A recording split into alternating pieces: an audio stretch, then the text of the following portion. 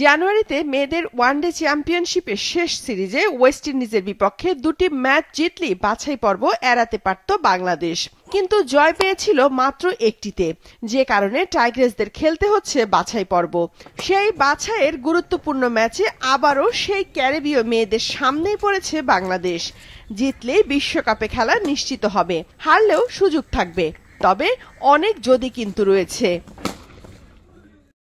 6 দলের আসরে 3 ম্যাচ শেষে 6 পয়েন্ট নিয়ে রান রেটে এগিয়ে থাকায় বাংলাদেশ 1 ও 2 আছে পাকিস্তান, 3-এ থাকা স্কটল্যান্ডের পয়েন্ট 4।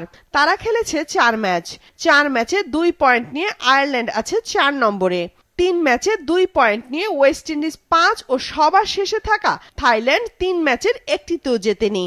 ভারতে হতে যাওয়া বিশ্বকাপে বাছাই থেকে সুযোগ পাবে 2 দল। ওয়েস্ট ইন্ডিজের পর বাংলাদেশ শেষ ম্যাচ খেলবে পাকিস্তানের বিপক্ষে। এই 2টি ম্যাচ হেরে গেলেও সুযোগ থাকবে বাংলাদেশের, কারণ রান রেট ভালো। তবে এসব হিসেবের মধ্যে না গিয়ে ক্যারিবীয়দের হারিয়ে বিশ্বকাপের টিকিট নিশ্চিত করতে চায় বাংলাদেশ।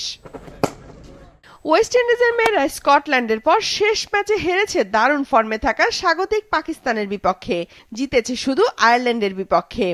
আসরে সর্বাধিক রান বাংলাদেশের অধিনায়ক নিগার সুলতানা জ্যোতির। প্রথম ম্যাচে 101, এরপর 51 ও সবশেষ ম্যাচে অপরাজিত 83 রান করেন টাইগ্রেস অধিনায়ক। আসরে 3 ম্যাচে 235 রান তার। এছাড়া 2টি হাফ সেঞ্চুরি সহ 3 ম্যাচে 175 রান করেছেন শারমিন সুপ্তা। 2টি হাফ সেঞ্চুরি আছে ফারজানা পিঙ্কিরও, তার মোট রান 110। বাংলাদেশের অফ স্পিনার জান্নাতুল ফেরদৌস 3 ম্যাচে নিয়েছেন 8 উইকেট। লেগ স্পিনার ফাহিমা খাতুনের শিকার 7টি, 4টি করে উইকেট নিয়েছেন লেগ স্পিনার রাবেয়া খান ও বাঁহাতি স্পিনার নাহিদা আক্তার। এই 4 স্পিনারের সঙ্গে পেসার মারুফা বেশ টাইট বোলিং করেছেন এখন পর্যন্ত।